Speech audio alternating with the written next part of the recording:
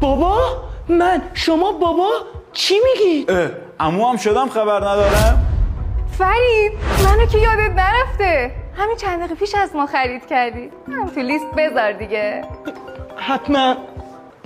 الو خواستم بگم اشتباه شده، شما برنده شدی ولی 5 میلیون. 5 میلیون تومن؟ مثل که اشتباه شده. لطفا زودتر حساب کنید، صندوق منتظرم. همین الان یه بلیط و کیک واسه استرالیا. الو عشقم، برگ طلاق امضا نکنی یا من دارم میام. خواستم بگم منم اصلا تو رو یادم نیست، بلاکت کردم اصلا. خدافظ. مامان کنسله. از این بابا در نمیاد بابا، پاشو بریم.